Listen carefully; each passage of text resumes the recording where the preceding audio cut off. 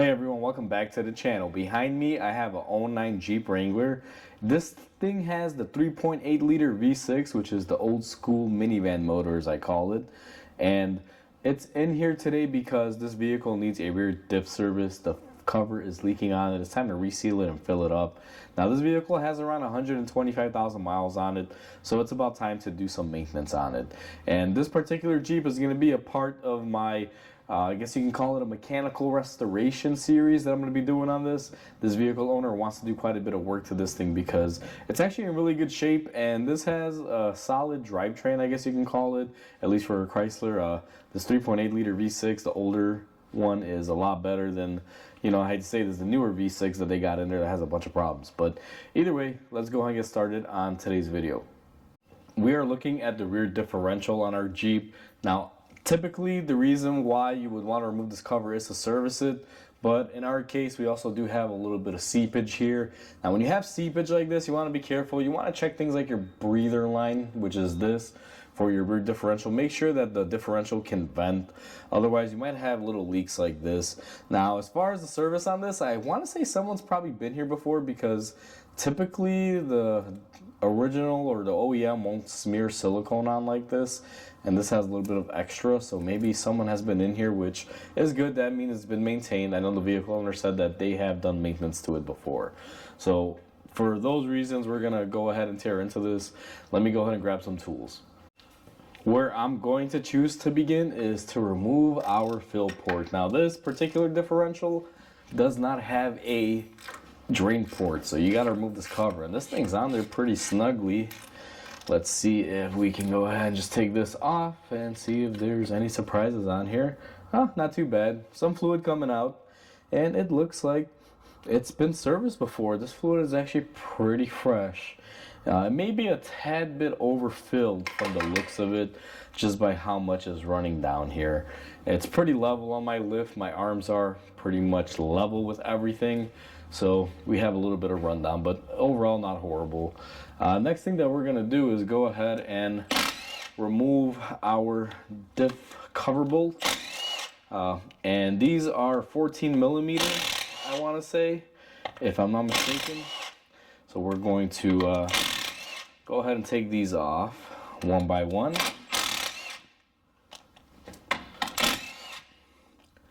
And there's quite a few of them. Now these top ones are gonna be a little difficult, I guess you can say. So let me go ahead and get these out of my way.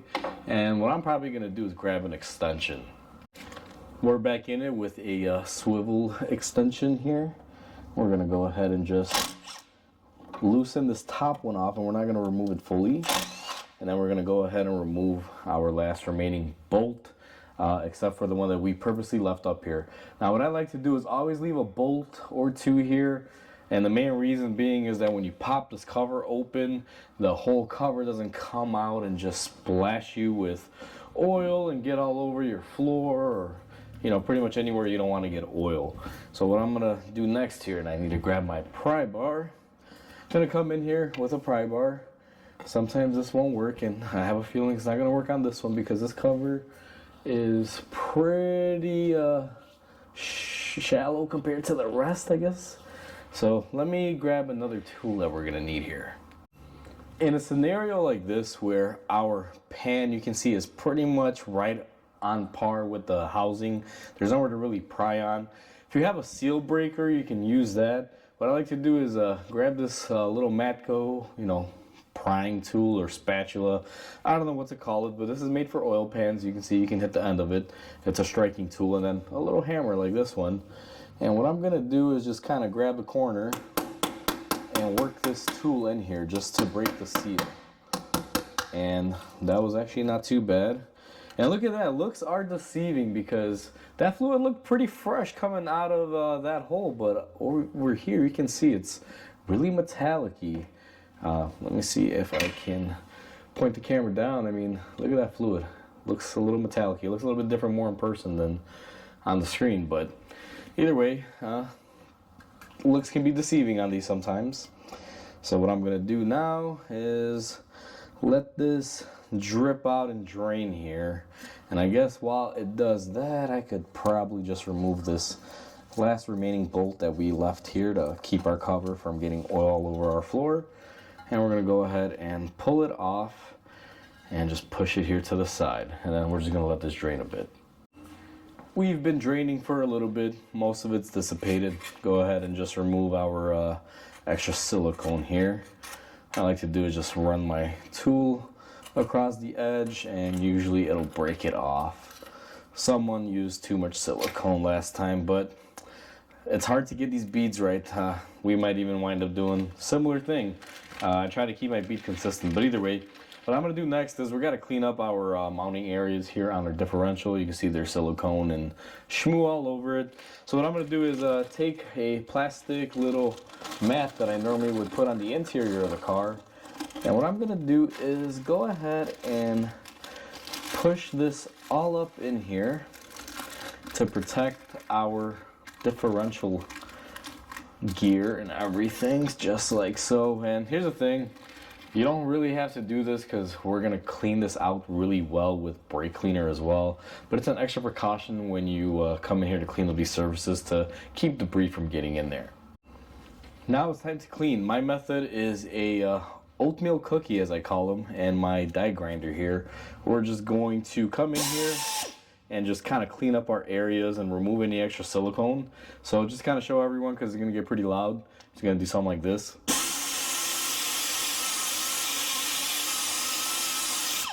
That's kind of what we're achieving, just bare metal, clean up your surface. Now I'm not going to film this whole thing. I'm going to go ahead and do this off camera because it's going to be quite loud and take a little bit of time.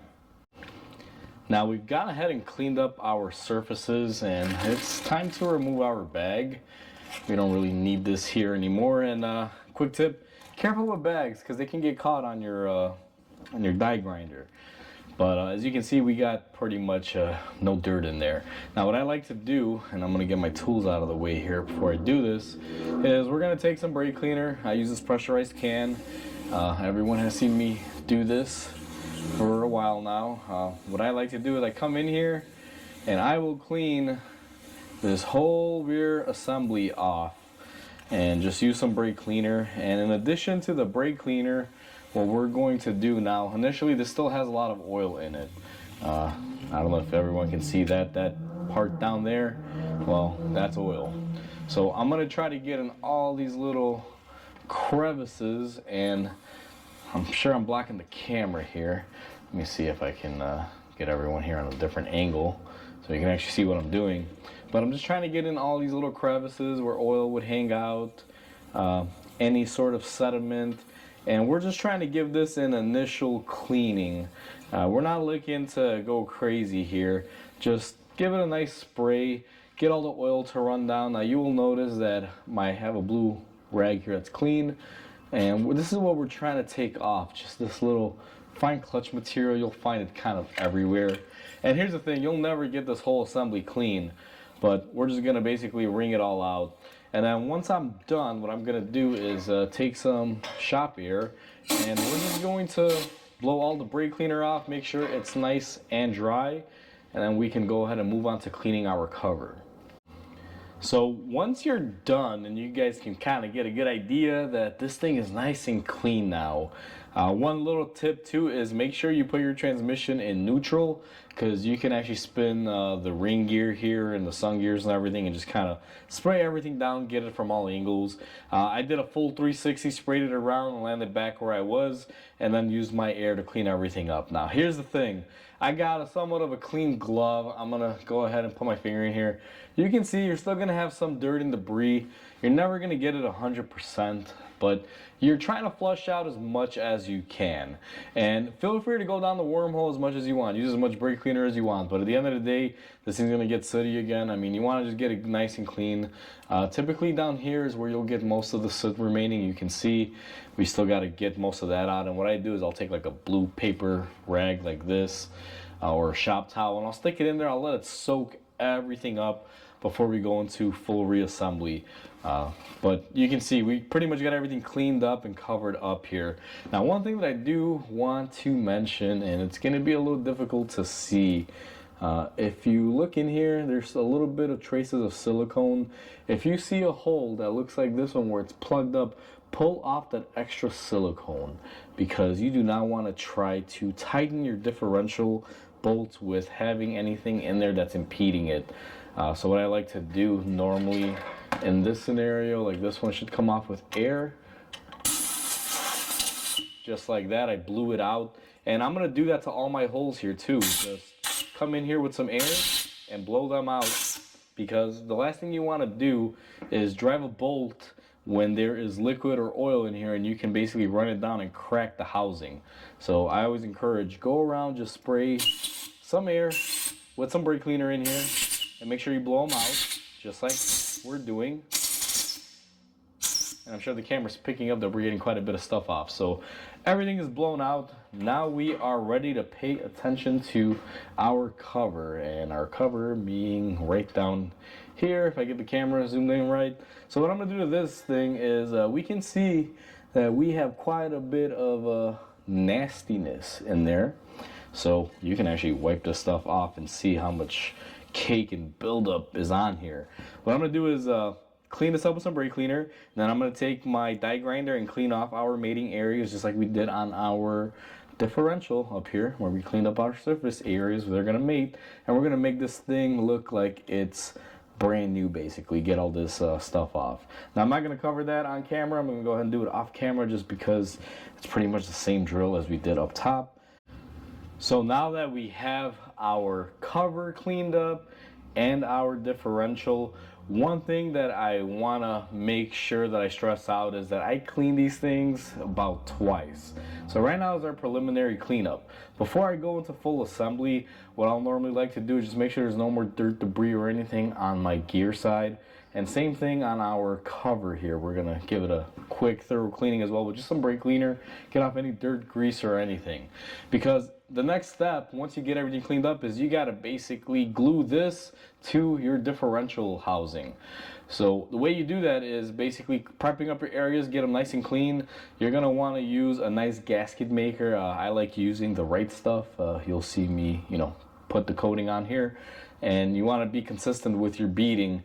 But that silicone will not, I repeat, will not adhere to this metal surface if you were to leave, let's say, hypothetically, a thin film of oil like that on there. That looks clean, but I assure you it's not. And even me wiping it with this rag is not cleaning it. We're gonna take some brake cleaner and go back around these areas and blow our holes and everything again, just so everyone is aware of this process.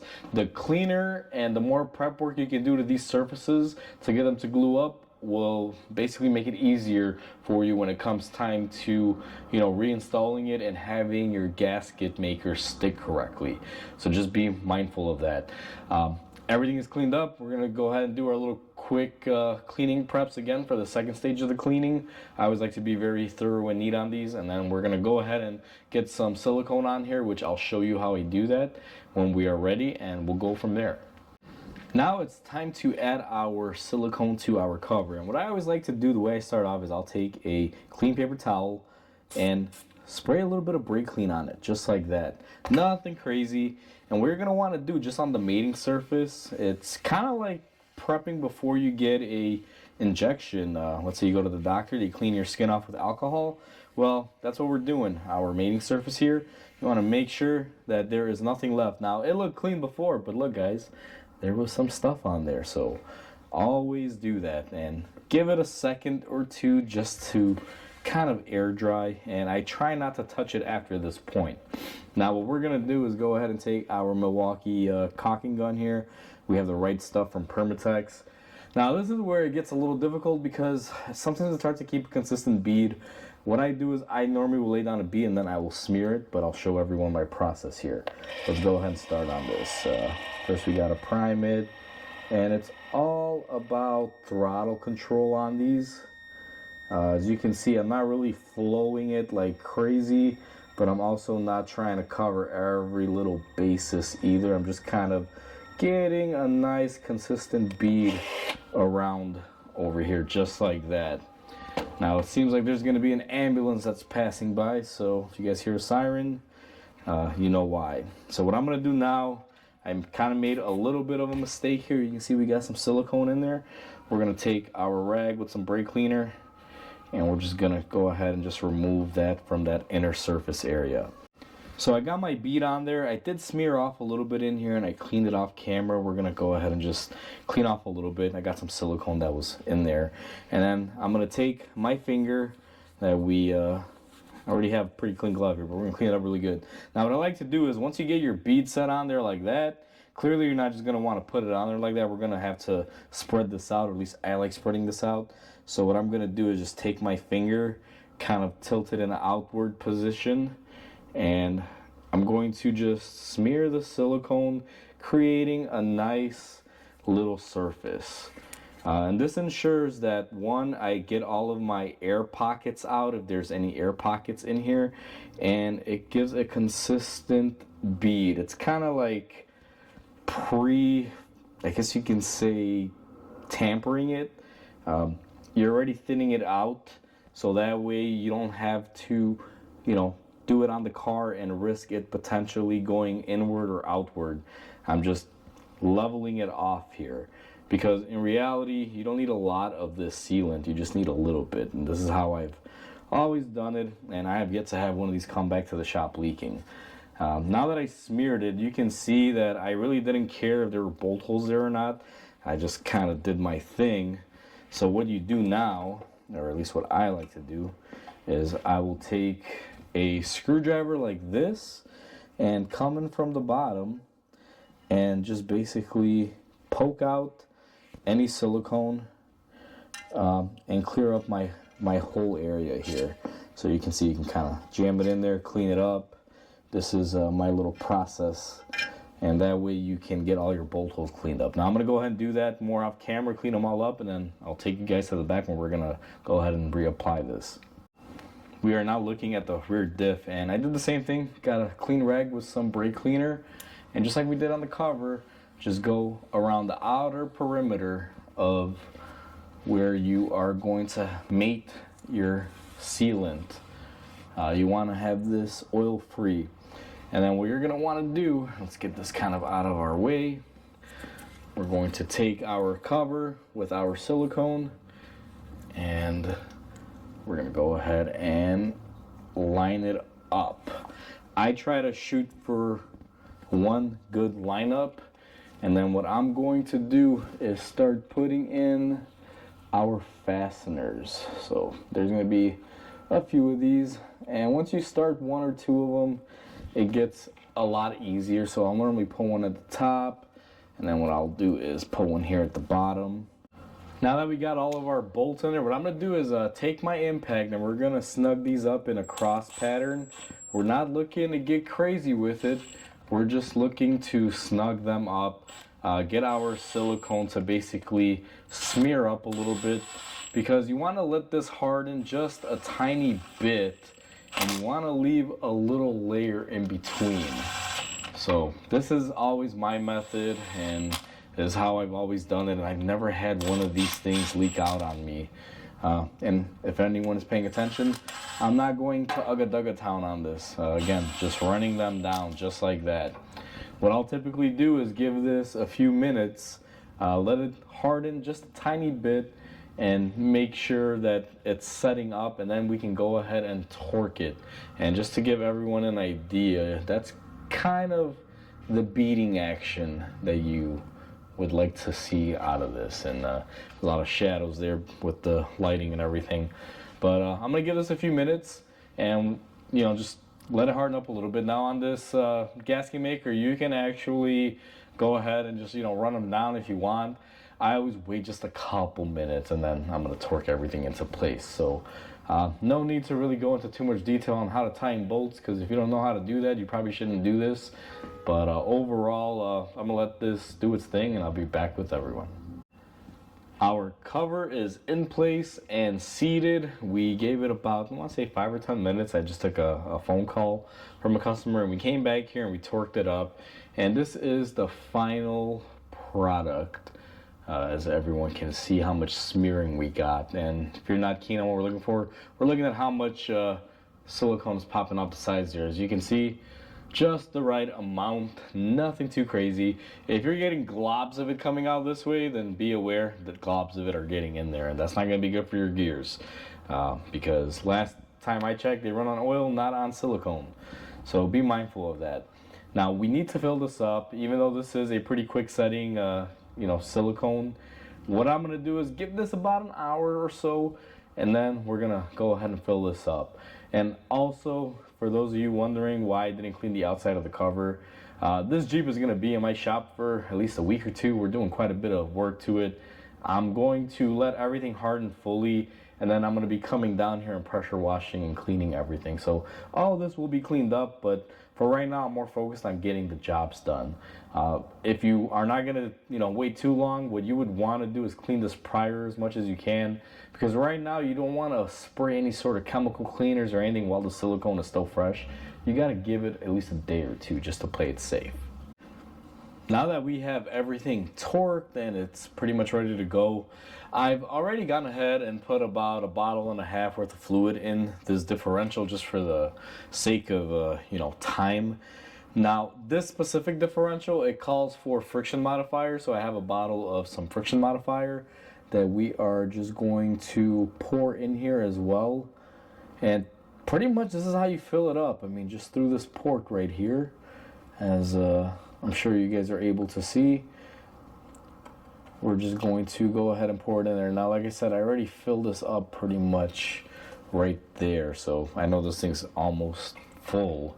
And we have a little bit of our friction modifier running down. Now, if you're not using friction modifier or your Jeep doesn't call for it, basically after you torque this on there, start filling up your fluid here once everything is set. In our case, I added the fluid already. Otherwise, instead of the fluid that you saw me putting in here, which is the friction modifier, you'd be putting in your oil. And if you have to add modifier, it wouldn't be a bad idea to add this in first, then the fluid or the oil, mainly because you want to make sure this stuff gets all in there. Now, don't hate me for this, you Jeep followers, but AC Delco friction modifier, pretty much similar to the Dodge stuff and more readily available. So that's why I was kind of keeping the bottle like this. But yeah, this is what I use, my friction modifier. Most of these, Ford makes it, Mopar makes it, AC Delco. It's usually the same stuff. It's all equivalent. So it's all LSD based. If you don't trust something like this, then go to any auto parts store. They do make friction modifiers, except this thing calls for about 3.5 ounces of friction modifier, whereas the parts store one gives you a 7-ounce tube. So good luck figuring out the ounces on that. I wasn't trying to do that, so I usually have these bottles. And the reason why I'm pouring this in after the oil is for the fact that this differential takes a little bit under 4 ounces, and this is about 4 ounces. And I had to order this, so I went ahead and did something to be productive. So basically our oil is in here, even though you didn't see me pour it in there. You saw me pour the friction modifier. You do it the same exact way with the oil. I'm pretty sure this is full now because it did drip out. To check, what I'm going to do is dip my finger, and sure enough, we have oil dripping out of it. So our rear differential is full. What I'm going to do now is take our drain plug, and this is where you can get one of two ways of doing it. You can put sealant on these threads. However, I do not like to do that because it makes it a bear to take off in the future. So what I do is I just snug these down. Typically they won't get water in them. It didn't have sealant on there from the factory, and no water got in, and the same case for now.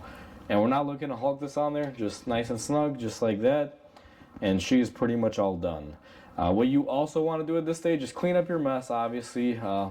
I mentioned previously that we're going to be cleaning this undercarriage. So I'm going to let this settle in nice and easy, and we're just going to leave it dirty for now, but that is going to get cleaned up before it goes back to my customer. But overall, that is how you do the differential service. It's pretty simple and easy as long as you got the right tools. It's actually not that bad. The differential service is done on this Jeep, and that's how easy it is. It's actually not bad. You can do this in a driveway as long as you got the proper tools. It's pretty easy. Main key takeaway is make sure the car is level when you're filling it up, because if the car is at an angle, you're not going to get the proper fluid amount in there. It's going to create an issue. So overall, that is the rear diff service. Now, I will have a separate video on cleaning out the vent tube on these so it doesn't clog up, causing extra pressure on the rear differential. So if you want to know how to do that, watch out for the video to drop. But all in all, we're done for this service as of right now. So like always, comment, like, and subscribe because it definitely helps the channel grow. I hope everyone has a wonderful day, and I'll catch you on the next video.